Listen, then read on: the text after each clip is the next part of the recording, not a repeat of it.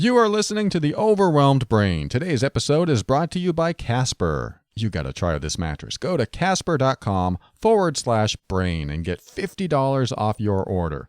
Make sure to use the promo code BRAIN when checking out. Oh, sounds so comfortable. Are you annoyed by affirmations? Are you tired of that same old, rehashed personal growth advice that all seems to boil down to, think positively and all your problems will go away? If affirmations feel like lies and positive thinking feels like denial, then I want you to get ready. The Overwhelmed Brain is here to help you create the life you want now.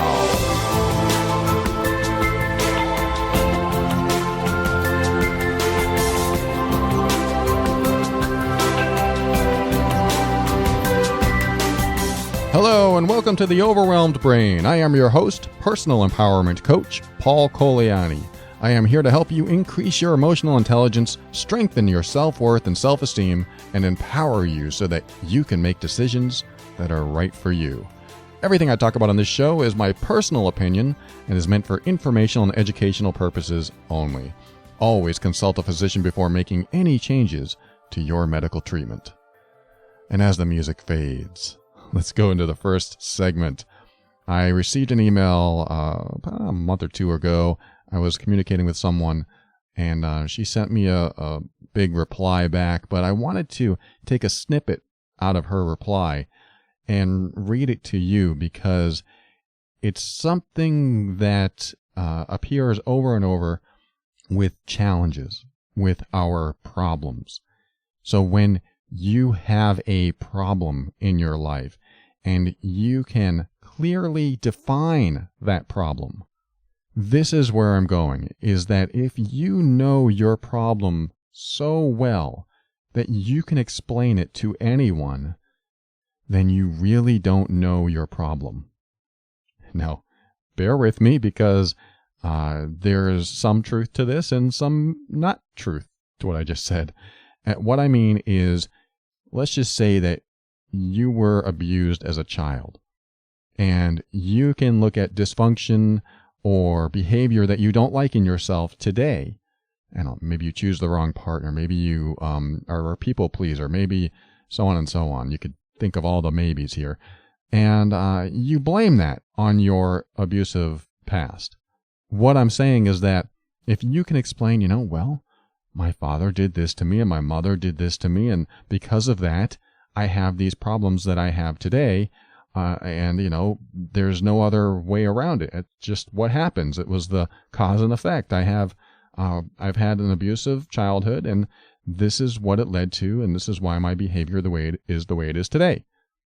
When you know it that well, and I really didn't do a good job explaining it well, but people who can explain their problems well, when you know it that well, you're not at the source of emotional distress. And here's what I mean.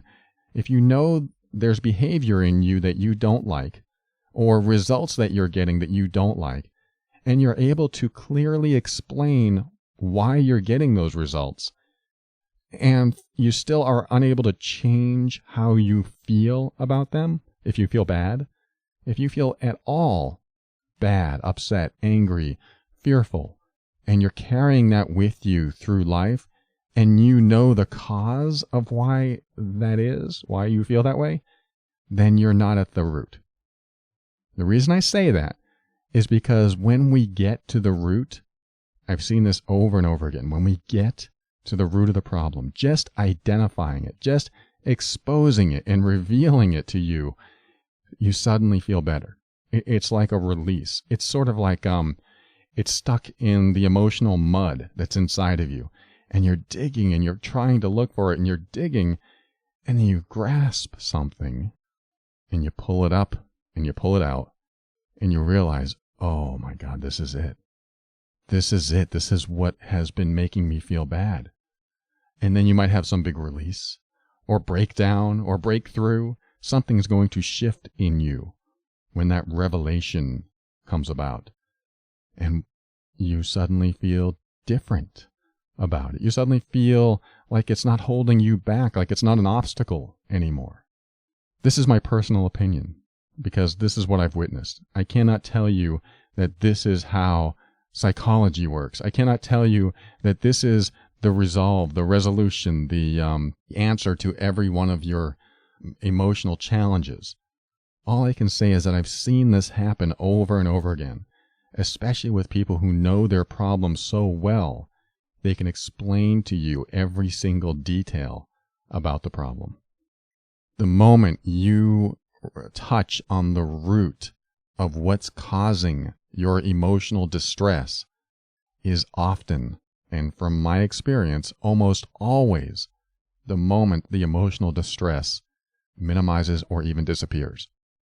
I've seen this over and over again. I've experienced it myself several times. Maybe you have too. Maybe there's times in your life where you go, oh, all this time I thought it was this, but really it was this. It was what you pulled out of that emotional mud and finally revealed. And you go, oh, this has been the cause.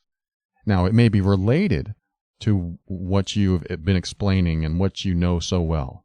It may be related to that, but it's still something that you haven't touched upon. Now, there's two things I want to say about this.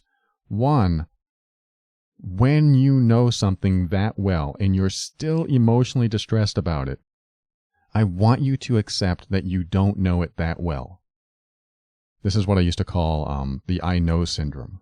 I know what my problems are. I know this. I know exactly what caused this in my life, but I'm still angry about it, or I'm still sad, or I'm still afraid.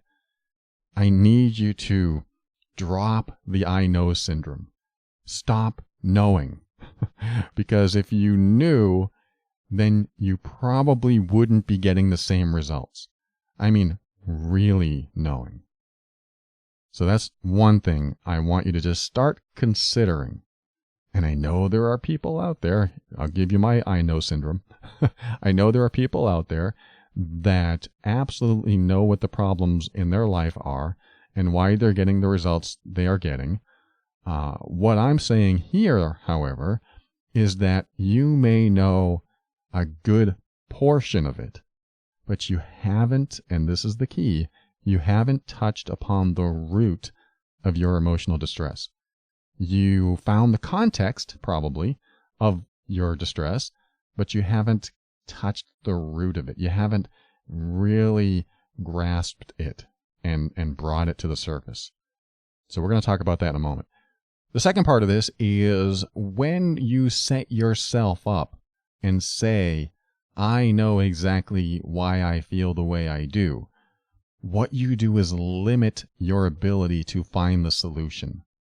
And what I mean by that is that you set up a structure inside yourself that has already proven that you've gone as far as you can with this problem, and there's no other solution, and it's just the way it is. This is how life is, and I have to live with it. I have to deal with it.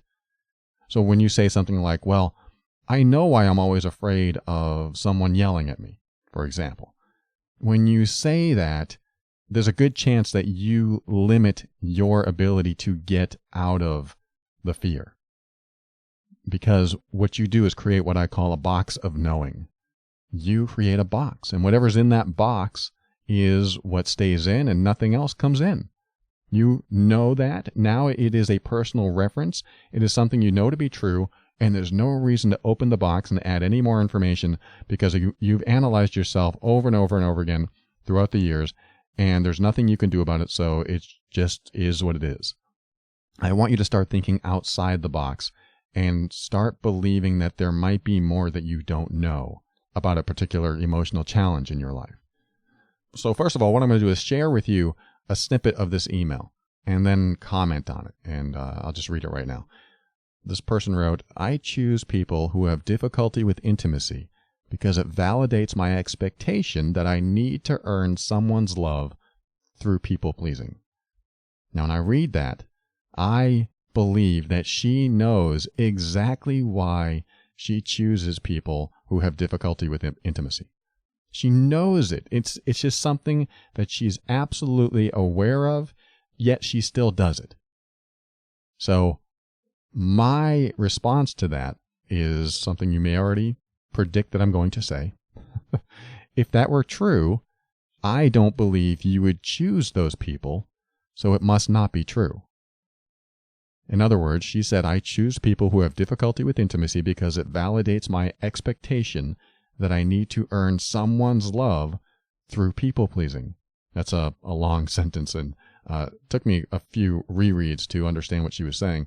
But I say, if that were true, I don't believe you would choose people that have difficulty with intimacy. I believe that once you touch on the core of why you choose people who have difficulty with intimacy, that you would no longer choose them, that you would go through a shift, that you would make different decisions. This is why I'm saying that it's probably not true. I'm skating on thin ice here because I know that she believes, and a lot of people believe, their story. And that story has been what they've held on to for so long and has given them some sort of foundation to understand themselves better. So they don't stay lost in confusion or a misunderstanding or, that place of not knowing is not pleasant. And so it sort of closes a loop in their life. I understand this. I've done this. In fact, my story regarding the I know syndrome is when I was married. I learned about my judgment issues because my wife told me about them. She said I was highly judgmental. And so, I started looking up what that meant and where does judgment come from. And I learned what I believed everything I could learn about judgment, and then really concluded that my judgments come from when I was younger, living with an alcoholic. I didn't want him to drink because if he drank, then that meant he didn't love me, and he was also scary, and he could be abusive. So that must be where my judgments come from, so that's what I need to work on. But the problem with that was knowing that the emotional distress that I had and that caused me to be judgmental weren't going away. So I was like, wait, if I know that's the problem, then what's the problem? How come I can't resolve it? And that got me thinking about the core of the issue, the root of the issue. Like, I thought, I'd learned so much about, personal growth and evolving out of old negative emotions and healing from them and getting to a new place in my life. Yet here was this issue that I was still plagued with. This judgment of people that were close to me. These judgments I put on them and that I made them feel bad about their decisions. And it was always someone that I was intimately involved with. I always made them feel bad about who they were and the choices they made. And I came to the point where I knew I was judgmental. I knew where it came from, but I never touched upon the root of my emotional distress. Like, I knew why I was judging her, but it didn't change my behavior. In fact, the root of my emotional distress was much more complex than what I originally thought. So I'm going to break it down for you in my process of self-discovery, looking at this in hindsight, what I did to get to that shifting place where it actually stopped me from judging. It wasn't something I had to consciously think about. I don't want to judge my wife, so I'll make sure not to give her that look or say things in a certain way or say certain things and use a certain inflection and do behaviors that cause her to realize that I'm judging her. I didn't have to think about those behaviors because once I connected to the root of that emotional distress, my entire reality shifted. I changed. So this is how I changed. In a sort of step-by-step, I'll go through this. What was the problem? The problem is I wanted her to not eat junk food because I wanted her to not get heavier. This is when I was highly judgmental and less mature, more shallow, and just not the way I am today at all. But I want to be as transparent with you as possible just in case you're going through this or you're experiencing it in any way. So I'm being a bit vulnerable here, telling you about my faults when I was younger. And I hope you'll be lenient with me as I go through this. All right, so the next one is, if she got heavier, I believed I would not be attracted to her. That was the obvious next step in my mind at that time. If I wasn't attracted to her, then I felt I would be stuck with someone for the rest of my life that I had no attraction toward. So this is that next step in my mind, and as I think about it in hindsight, what's going on? Again, this was the process I took, exploring myself and drilling in to the core of the issue. So at this point, this information was still not at the heart of my emotional distress. So this is where I know what I know. You know what? I know it. That's my problem. And my thoughts were that she's the problem. But my judgment was also a problem, and I wanted to heal that in me.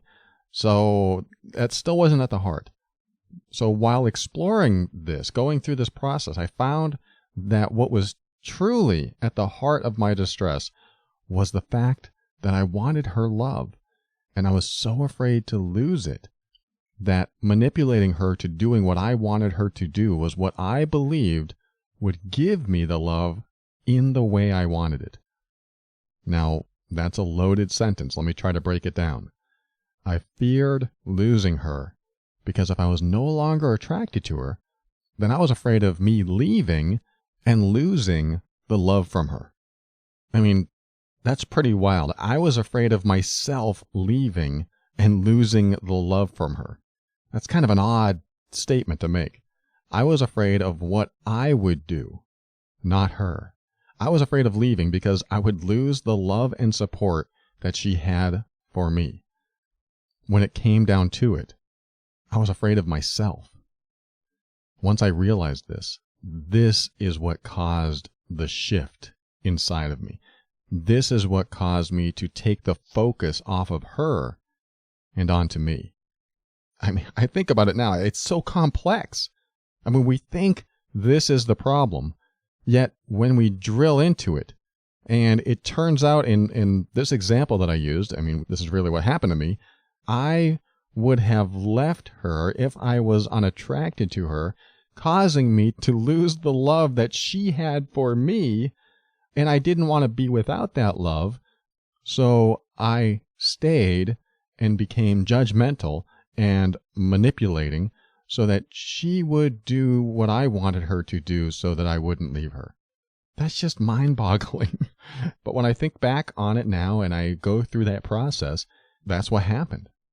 I went through this process. I believed I knew what my problems were. I knew that I was judgmental, and I knew where it came from. I want to heal from it, so I have all these approaches to how to heal this. Maybe I need to heal my childhood. Maybe I need to, tell my stepfather how I feel about him. All this stuff that doesn't even touch the core, doesn't even get close to the root of the issue. And then it turns out I'm afraid of myself. I'm afraid of what I might do to lose love. That's pretty wild. And, thinking about it now, there's probably a psychologist listening now going, well, of course, that's what happens. I hope not, because it took me a while to figure this out. But once I figured it out, I realized, wait, so if I focus on her changing, then I will never heal from what's going on inside of me. That's what happens when we focus on someone else. We don't have to worry about what's happening inside of us. If I focus on someone else, then I don't have to worry about healing inside of me. If I focus on someone else not wanting to yell at me, then I'm not addressing what's happening inside of me to be a person that stays with someone who yells at me, or to be a person that gives in when somebody yells at me, or drops into fear when somebody yells at me. So some of these things that we absolutely, quote, know to be true about ourselves, and we're still emotionally distressed by them, they go a lot deeper. This is why you need to open that box and think outside that box and make sure that you explore other avenues and, listen to episodes where I talked about drilling down and drilling in and peeling off deeper layers of that emotional onion until you get to the root of what could be the source of your emotional distress. Because that's what happened to me. As soon as I realized that all my focus was on someone else, yet I was the one with the problem, my fear of losing love, which would have been the result of me leaving, which is, again, bizarre. Like, well, then don't leave. Yeah, but I can't stay with someone that I'm not attracted to. Well, then stay. Yeah, but I'm not attracted to her. It becomes a vicious cycle, a loop. And that might be what happens, is that your mind might go through a loop and you stay focused on something else, and that loop continues, that vicious circle. So anyway, that's what I wanted to address in this first segment, that you may believe you know what the source of your emotional distress is, but it could be something beyond that, something deeper, something you haven't explored yet. I mean, this is why it's helpful to talk to someone else, to get their perspective, to help you think outside the box that you're thinking in, just to explore avenues of thought and connection with emotions that maybe you didn't connect before, didn't have all those dots connected. Hope this helps. We'll be right back with segment 2.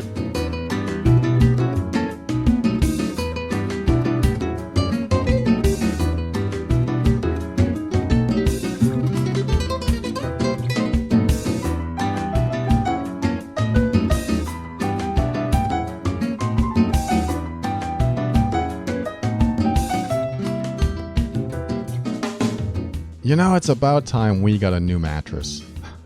My girlfriend and I have had this mattress we're on for about 5 years now.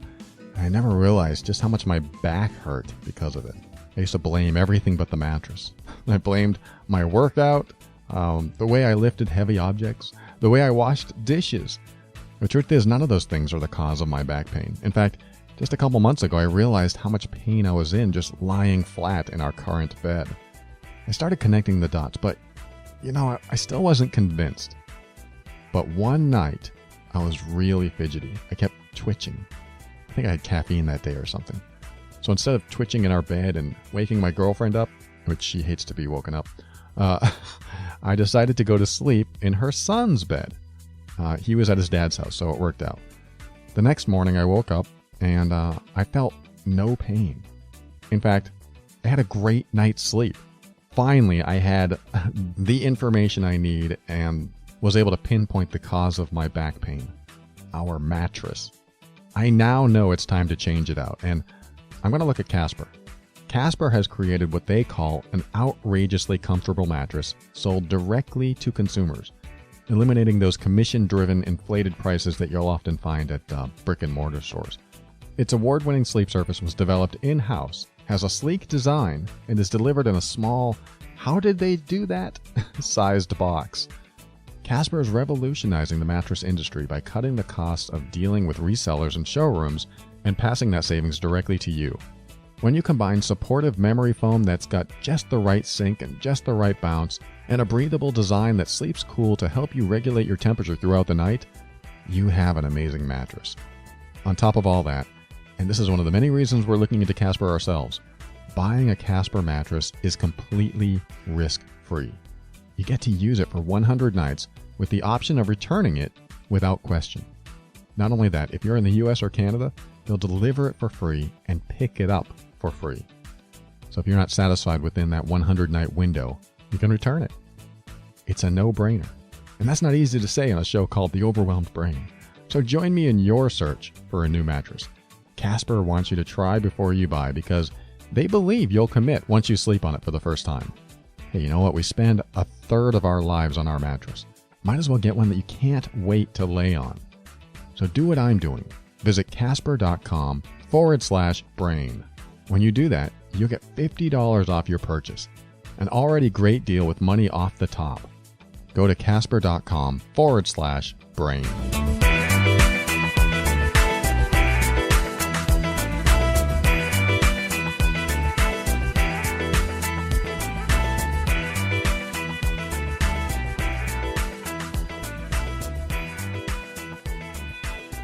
All right, I'm going to read you an email from someone I'm going to call John. He says, me and my partner of many years have recently broke up. I had become very needy and based my life around her for the past couple years. All the classic signs were there, although now I am addressing this. She, by her own admission, does not show her feelings or emotions very well and has a slight fear of intimacy. She has a tendency to brush problems under the carpet and never really deal with them. She is quite a spiritual person working on her problems in her own way, while I'm doing a lot of reading, your book and podcast included, of course, plus other self-help online stuff. She doesn't want to go to counseling, and she feels uncomfortable talking about this type of stuff. For quite a while, I've been saying something isn't right between us, but she assures me everything is fine. Now she realizes there's a problem, but I feel like her telling me everything was fine at the time was wrong, and she should have listened or helped more. Now the other part. Before we separated, there was clearly something wrong that I couldn't put my finger on. Although things hadn't been right for maybe a year and a half, this was different. And then I did something maybe I shouldn't have. I read her diary. In it, she talks about someone other than me, saying something like, he is so different than him, not using any names. I challenged her on it, and she said it wasn't a specific person, and that she was just writing down thoughts and meant to throw them away.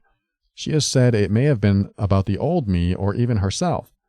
After this, we decided it was not working and we needed time apart.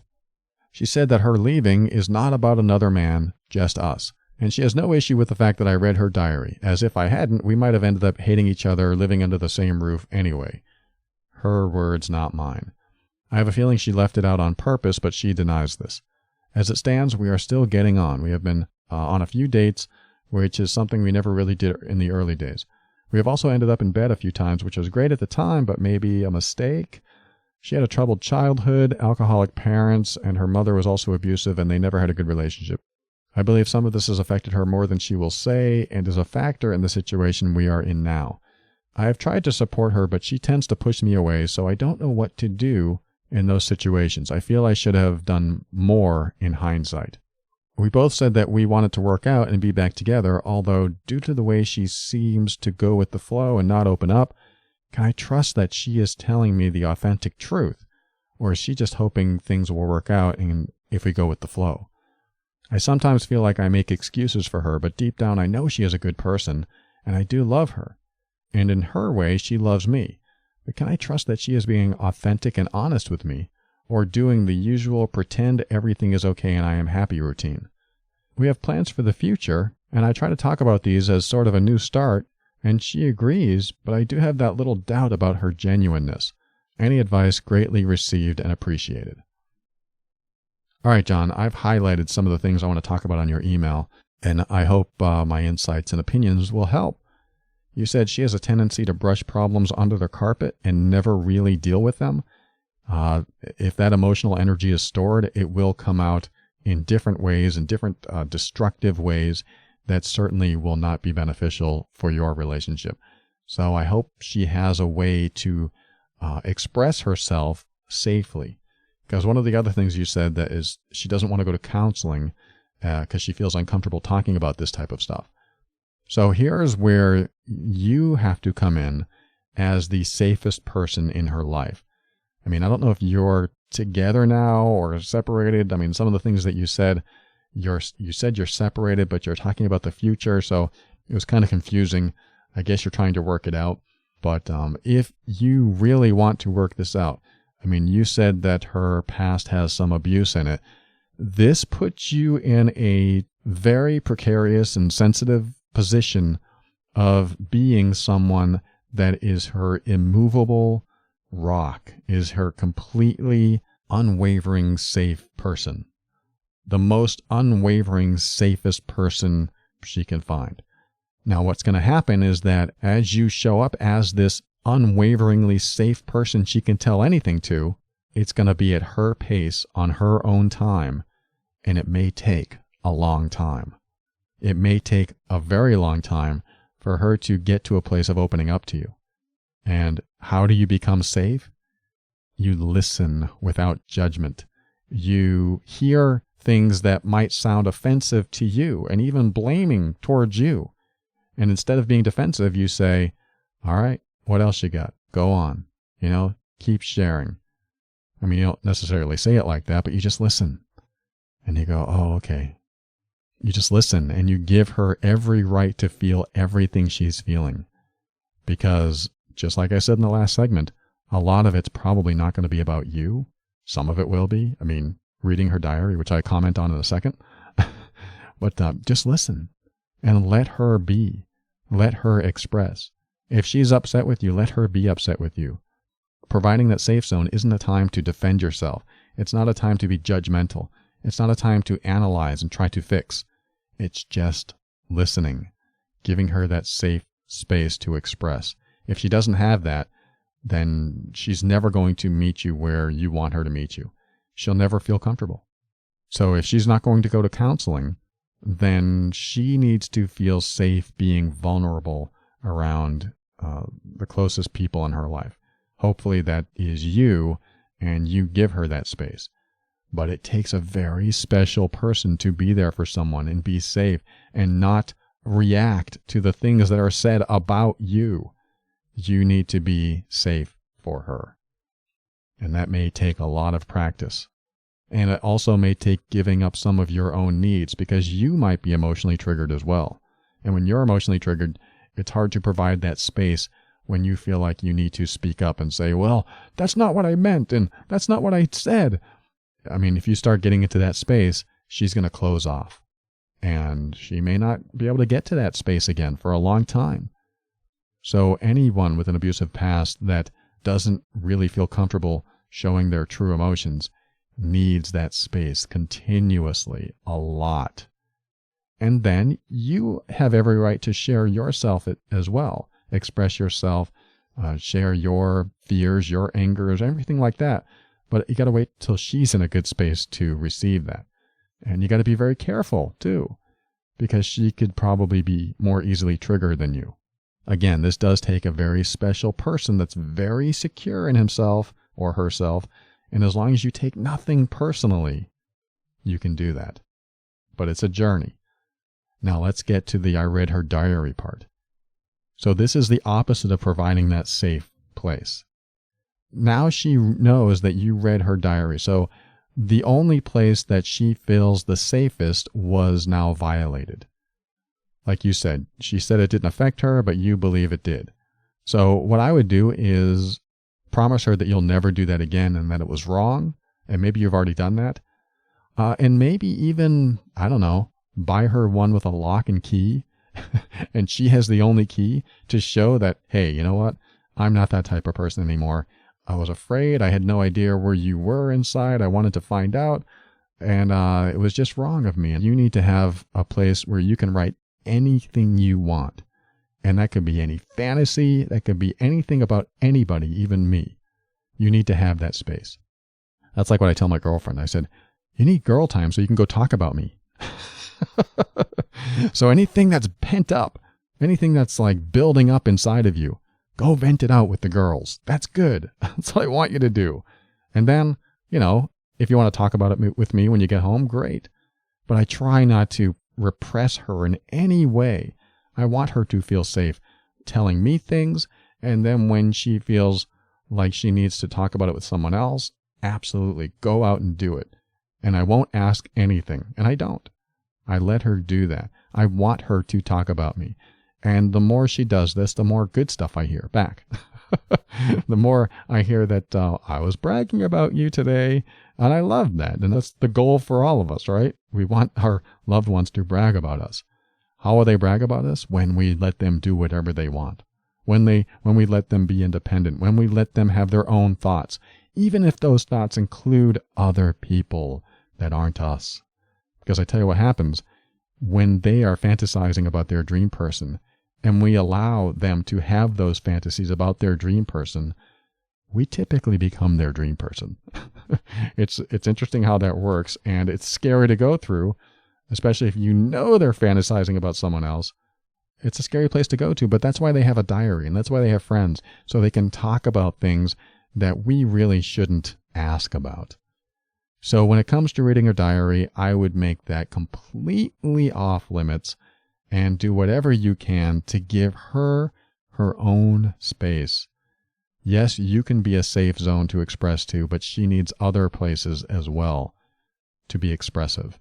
And if that's in a diary or with her friends, she needs to have it. Now, something else that you said, I've tried to support her, but she tends to push me away, so I don't know what to do in those situations. I feel I should have done more in hindsight. So I don't know what it means when you say I've tried to support her. That's a very broad comment. If you try to support her by calling therapists, by giving her self-help books, by telling her what she needs to do to fix herself, that is not necessarily supportive. it sounds on the surface like it might be supportive, but it's not. What it does is say, something's wrong with you. I'm going to help fix you. I want you to be happy, and in order for that to happen, I will give you the solutions for you to be happy so that you're not broken anymore. It all points to there's something wrong with you, instead of everything you are is okay with me. And there's a big difference. So when you say, I have tried to support her and she pushes me away, that kind of tells me that your type of support is a perception of her being broken or needing repair. Now, she may think that she is broken and needs repair or not, I don't know, but she's allowed to think that, but you're not. Yes, you're allowed to think anything you want, but I recommend that you don't think of her as broken or needing repair or needing therapy, and just think of her as everything that she is okay with you. Everything you are is okay with me. But then when she says, I need to talk to someone, you can go, okay, just let me know if you want me to set something up for you or if you want me to stay out of it. I mean, this is the safe place you're giving her. As soon as you step in and go, great, I know someone, I'll call them for you, forget it. Now she's going to feel like she's being coerced into something, and she might even feel like you've been thinking about it for a long time, and you don't want to go there. You just want to be open. You know, you say that she goes with the flow. You want to go with her flow. That's a great way to look at it. Now, the last thing I want to address here in your letter is, deep down, I know she is a good person, and I do love her, and in her way, she loves me. But can I trust that she is being authentic and honest with me? Or is she doing the usual pretend everything is okay and I am happy routine? Well, here's the thing. With a person that feels closed off because she doesn't feel safe to express herself to too many people, I mean, if that's what's happening here, then what you want to do is take everything at face value until proven otherwise. Believe her until there's a reason not to believe her. Have faith in her until there's a reason not to have faith in her. Because right now, what she is most likely doing is showing you what she can in this time of her life. She's connecting with you in the only way she knows how at this time in her life. I can say this because I went through this with my current girlfriend. She had a lot of baggage from emotional abuse and also childhood sexual abuse. And when we met, she seemed very closed off. She would connect with me here and there. She would connect with emotions that she hadn't felt in a while here and there, but she would easily close off. And so for, I don't know, a couple of years, we would go through these periods of time where I felt neglected. And it took me that long to realize she wasn't capable of connecting with those emotions. And as we went through the months and years, I've always provided that safe place for her to express herself. And it took her many years to go through a healing process where she's finally in a relationship where she can express anything to the person that she's with to start connecting with herself again. And that's what it took, is that I allowed her to connect with herself, really pretty much bypassing my own emotional needs. I'm not saying you have to do this, but like I said, it takes a very unique individual to be with someone who is very closed off because of trauma or abuse in their past. If you can be there for her and see her as perfect no matter what, and see her as not broken, see her as everything she is fine with you. And especially if you can be her emotional rock that no matter what comes out of her mouth, even if it's against you, you're not going to be triggered and go off on her. Because as soon as you go off on her, she closes up again. And now it might take even longer for her to reconnect with you. And that's tough because the more that happens, the more she closes off. And the more, quote, everything's fine, nothing's wrong. And you'll feel that distance. So whatever distance you're feeling now, if and when you guys are together and you're trying to build a future together, you have to take what you can get. I mean, I hate to give you that advice, but you do. You have to take what you can get because that's probably all she can give. And by allowing her to express herself to you and you're giving her that space, you'll find that the distance that she has from you will hopefully become less and less. The less distance, the more close, the more safe she feels, the closer she gets to you, the better your relationship gets. But it does take a lot of work, especially on your part. I mean, she has a hard job ahead of her too. Her path is difficult. Her path of healing, her path of expressing. Like you said, she's taking a very spiritual path to healing. Great. Support every part of that. If she says she has to meditate and you're in the other room, tell her you'll leave for an hour and give her space. Start to give her exactly what she needs for herself, and you may find your relationship getting closer. That's all I got. I wish you the best, John. Thank you so much for sharing that, and thanks for tuning in. We'll be right back. I'll say some goodbyes and close the show after this.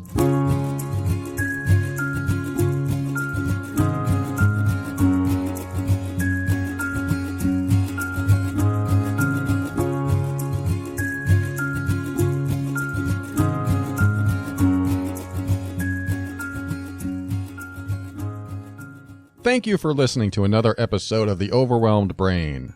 Thanks to Casper. I'm looking at their mattresses as we speak, and I want you to do the same. Visit casper.com/brain and get $50 off your order. Make sure to use the word brain during checkout to get the discount. And thanks to Jaylon or Jylan, I'm so sorry, I don't know how to pronounce your name, of makingmrsm.com for her mention and gratitude of The Overwhelmed Brain in her blog. You are very much appreciated. And thanks to Christine for her 5-star review of the Overwhelmed Brain book in Amazon. Hey, she says it's a great book and guide on how to get out of old habits and ways of thinking. Thank you, Christine. I think that's a good analysis. And I want to thank TOB patron members who give in support of this show and also get back in the form of private episodes, workbooks, and even email coaching for those who opted for it. And I want to thank some very specific TOB patron members because they've been with me for a long time. They've been supporting the show. They are the long-term supporters. And I appreciate you, Robin, Mandy, Clifton, Stephen, Jamie, Ton, I hope I pronounced that right, and John. Thank you all so much. And thank you to all patron members. I appreciate your support. If you want to support the show, visit patron.theoverwhelmedbrain.com to become a member. Or if you're not into that, use the Amazon link at theoverwhelmedbrain.com. The Amazon link is the easiest way to give back, so if you've been listening and listening and listening and learning and growing and healing, use that Amazon link every time you shop. Your shopping habits are making a difference, so thank you. And now for a special offer. I've never done anything like this, but I was trying to figure out how else I could give back to those who give to me and give to the show. As you may or may not know, I've created a workbook on emotional abuse. It's called the MEAN workbook. The acronym MEAN stands for Manipulative and Emotional Abuse Number, and it's designed to help you gauge just how much of it might be going on in your relationship, and also how to get out of the cycle of abuse, how to start healing, and your next steps beyond that. Anyway, the workbook is available now, and I'm offering something special for those who purchase it. I want to offer you the opportunity to sell it yourself as an affiliate. What that means is that after you purchase the workbook, you'll be qualified to sell it to other people at a 50% commission. It's really easy. All you have to do is share a link that I send to you and just share that with someone that you think needs the workbook. And then when they purchase it using your link, you make money. And currently the price of the workbook is $39. I don't receive that entire amount because some fees are taken off the top. They're minimal, but after the fees, you'll receive half of the final sale. Pretty cool, huh? So if 2 people purchased it using your link, you'd make your money back on the original purchase. Anything beyond that is what someone might call gravy. Like I said, I've never done this before because, frankly, it's odd telling you, hey, I want to help you make money. But really, that's what it is. I thought it might be something that some of you could use anyway, so that offer is on the table for anyone that purchases the MEAN workbook. So go to theoverwhelmedbrain.com/MEAN to learn more about it. And if you've already purchased and want to get in on this program, send me an email, paul@theoverwhelmedbrain.com, and I'll tell you what you need to do. I'm getting incredible feedback about the workbook, so I know it's an effective tool for people who think they might be in an abusive relationship. So let me know. I'm happy to set you up as an affiliate. It's easy and a good way to help others that might be in a situation that they aren't sure how to handle. All right, I got through that special offer. So finally, thank you to Kevin MacLeod of Incompetech.com for some of the music transitions in the overwhelmed brain. And in closing, I'd like to talk about your intuition. Whatever you call it, your inner guidance, your angels, your spirit guides, your God, whatever you call the messages that come to you. And if you're completely on one end of the spectrum where you don't believe in any of this intuition, guidance, and all that stuff, let's just call it your subconscious mind. That's typically where I like to go, but I do have some spirituality in my beliefs that go beyond just the subconscious mind. But I can still work in this realm. But, I was looking for something for my pickup truck recently. We're going to be taking a trip to New Hampshire, and we're going to make a stop in Pennsylvania because my girlfriend has a music gig there. But my pickup truck doesn't have a back cover, doesn't have a camper top, doesn't have anything.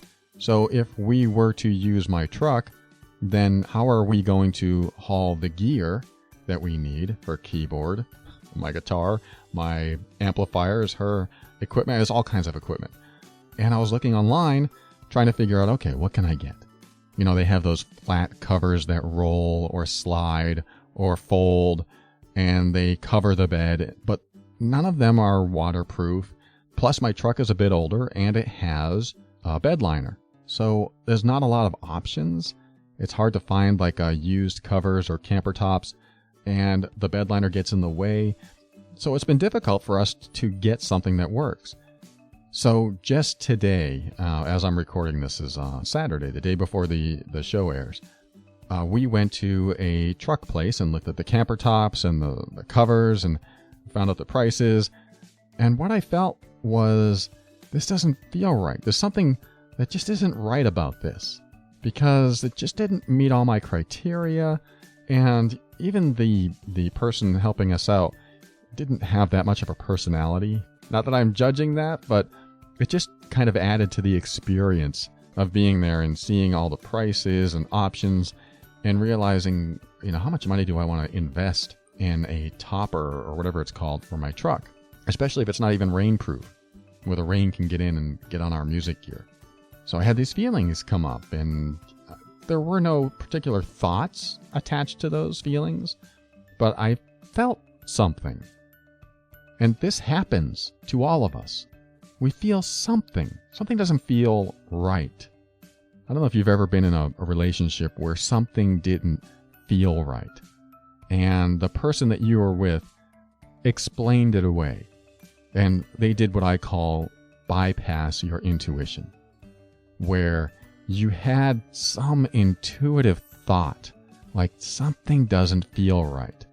That's where I usually go, is something doesn't feel right. But if there's enough logic and rational explanation, it will bypass my intuitive thought. So I'm becoming more and more aware of this phenomenon, especially in emotionally abusive relationships, where you'll have an intuition, you'll have a feeling, you'll have a message of some sort come to you, and while holding on to that feeling and whatever message that is, you are talked out of it. It is bypassed. And this is what I want you to be highly aware of. I told you the story of a salesman trying to upsell me on something that he didn't even mention, and it appeared on my bill, and I called him out on it. That's because I held on to that feeling. That's what I want you to do, is hold on to these feelings of something isn't right. Because what you're going to find out is if you hold on to that, then no amount of rational explanation or logical argument can talk you out of it. And I want you to try that for a while. Does that mean that your intuition is always right? I can't answer that because I haven't tested it in every single scenario. It could be old fears coming up and your intuition's kicking in to protect you. Of course, that could happen. But let's just go back to my truck example. I was at the truck place and we left thinking, well, that's interesting. I have to cut holes in my bed liner, and I have all kinds of things I can do to the truck, and I have to spend all this money, and is it worth it? And it's an older truck. So we decided, let's just, drive home and think about what we need. And so we started talking about more of what we needed. And she said, we could probably use waterproof bags. And I thought about, okay, so we can put all our gear in some giant heavy-duty waterproof bags. But those are just sliding around in the back, and I just think of bags of stuff in the back, and I didn't really like the idea of that stuff just kind of loose, where if we're at a stoplight on our trip, somebody walks by and grabs something. That sounds like a little paranoia, but I can picture it happening, maybe in the bad side of town or something. And then the idea came to both of us of having some sort of waterproof container. I was like, oh, so we started looking at that. And then when we got home and went online and started taking a look, we found it like a vinyl heavy-duty waterproof box-shaped bag or something. I don't know what to call it. It's like a truck bag. And the bag filled the bed of the truck. And suddenly, that felt right. Suddenly, I was in another space of, hey, this feels right. Things seem to be more in alignment with this than they were with anything else we were looking at. The price was right. The features were right. Functionality was right. The look was right. Just felt right. And within 20 minutes, I had it purchased. They're shipping it to us, and we're going to have it before we go on our trip. And after my purchase, it wasn't like oh no, I hope I did the right thing. It was, hey, this feels pretty good. This is exactly what we were looking for. And it was because I held on to that feeling. I didn't like how I felt at the truck place.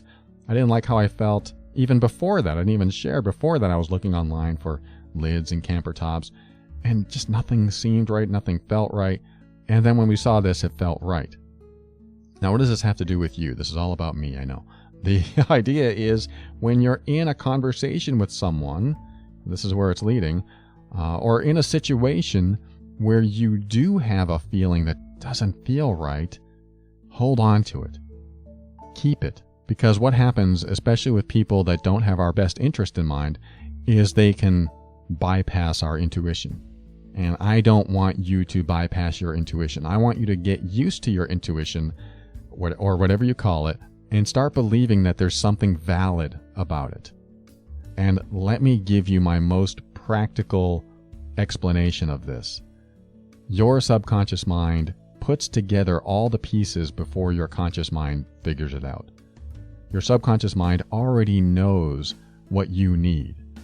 And when you get a bad feeling, my interpretation of that is your conscious mind having a conflict with your subconscious mind. Now, what happens with people that don't have your best interest in mind, they will do their best to bypass your intuition by forcing your conscious mind to accept their logic, overriding your subconscious mind. In other words, your intuition. That being the case, I want you to start being aware of, if you're not already, of the feelings that you get. And if you're one of those people that say, well, they're just feelings, they're not thoughts, everything should be thought logically and analytically. I think there's a time and place for that, but I also believe that deep in your subconscious recesses, that it already has been thought of analytically and logically. All of the variables have been considered, which is why you're getting the feeling. So if you want my practical approach to intuition, that's what that is. That's how I see intuition, is that all of the analyzation has already taken place, and our conscious mind is there to make a decision and or take action on what we feel. The conflict is when our conscious mind is about to make a decision that our unconscious mind doesn't agree with. And 99 out of 100 times, maybe all the time, our subconscious mind already knows the answer. At least when you get that feeling. That's what I mean. So when you get that feeling, that means, hey, my subconscious mind already knows the answer to this. And that's what I want you to pay attention to. And just see what happens if you do go along with your intuition. And there are many ways to build trust in your intuition. And one of those ways is to keep an open mind and step into your power. This will help you be firm in your decisions and actions so that you can create the life you want. Always take steps to grow and evolve.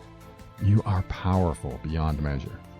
And above all, and this is something I absolutely know to be true about you, you are amazing.